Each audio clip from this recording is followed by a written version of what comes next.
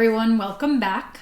Today we are going to get into the Halloween spirit. So we've been doing fall recipes with pumpkin and caramel. We are going to use these skull and tombstone baking pans. So I'm going to say that my impulse buying while I worked across the street from Williams-Sonoma a few years ago is finally starting to pay off with all these things and kids. If you don't have these type of pans, any loaf pan or cake pans will work for this recipe. We are going to do pumpkin cakes. So once again, I am using a King Arthur Baking Company's recipe for pumpkin layer cake, but we're not going to layer the cake. We're just using it for the pumpkin cake batter. Watch the taste test at the end because you can see what special topping I put on it. It's not going to be that cream cheese frosting. It's something else. So what I did first is I am preheating the oven to 350 degrees. And then we want to go ahead and grease these pans. So these pans have so many little grooves in them that you want a baking spray for it. I use this Professional Bake Clean ZT. So we're gonna go ahead and spray the pan. So let's go ahead and get all the dry ingredients mixed up into the bowl. So we're going to start with our sugar. This is about 1 3/4 cup of granulated sugar. I go by weight, so 347 grams of granulated sugar into the bowl. And then we're going to put in our all-purpose flour. In here we have about 2.5 cups, which is about 298 grams of all-purpose flour. So we're gonna go ahead and dump that right in there, like so. And then we have about 1.25 teaspoons of salt. The recipe does call for 1.25 teaspoons to 1.5 teaspoons. I went with 1.25 teaspoons. And then next we have 1.5 teaspoons of baking soda and baking powder. So equal amounts of baking soda and baking powder. I'm gonna go ahead 1 teaspoon and then get our half of baking powder and 1.5 teaspoons of baking soda.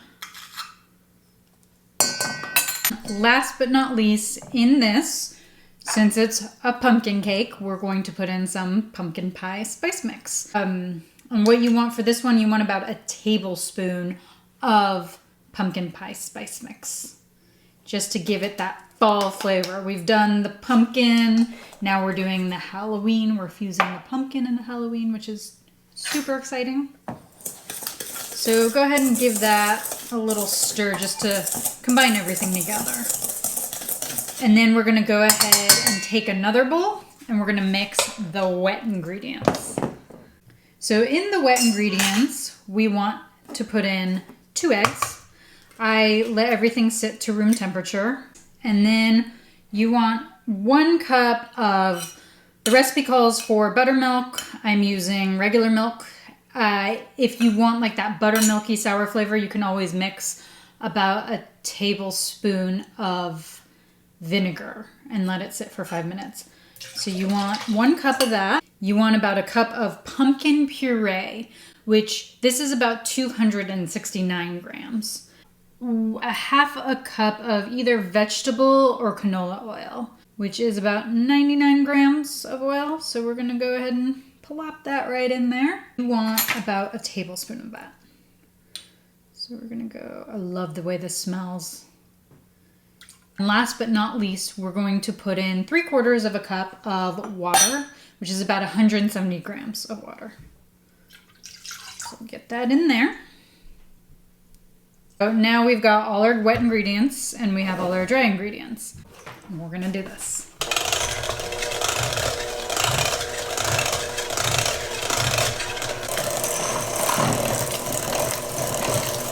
Now what we're gonna wanna do, we have our preheated oven, we have our greased skull pans, because we're gonna make this nice and as scary as possible for the kids. So we're going to go ahead You don't want to fill these all the way to the top. You want to go about, I would say if you're using a measuring cup, about 2/3 of a cup. So you want to give these a little bit of room to rise. They'll rise and they'll come out like actually a little puffy, and then they will deflate again. So we want to give that a little wipe. We want to fill the tombstones. So these won't be nearly as much as the skulls just because they're a little flatter. We are going to pop these into the oven at 350 degrees in a preheated oven for about 35 minutes. Right, so we're going to pull these from the oven and we are going to leave them to cool in the pan for about 10 minutes. So you'll want to take a toothpick and go ahead and just poke it in a couple of them and just make sure that you don't have like a bunch of wet crumbs clinging to it. After about 10 minutes, we'll go ahead and turn them out and we will do our taste test.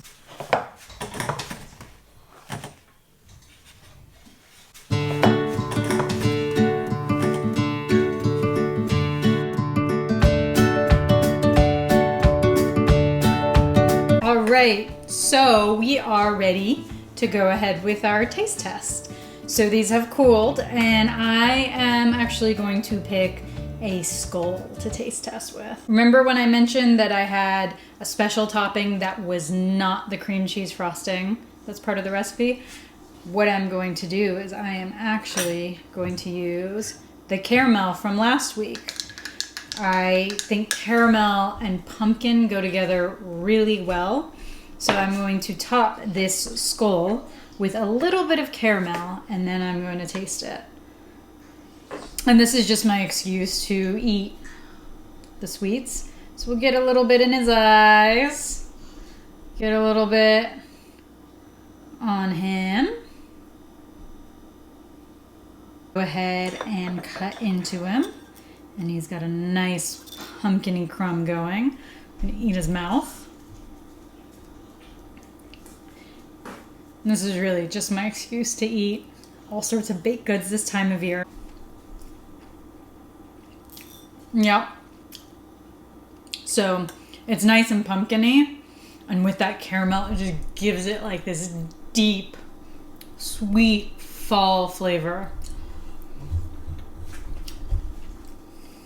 This is perfect.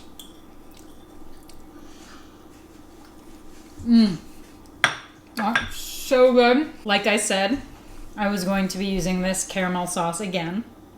And here we have pumpkin skull and tombstone cakes with a caramel sauce. It's delicious. Thank you so much for joining me today. I hope you enjoyed this Halloween episode of pumpkin skull cake and pumpkin tombstone cakes with our caramel sauce on it. If you like what you saw, go ahead and hit subscribe and follow me on Instagram for more of my baking adventures. And I will see you next Sunday.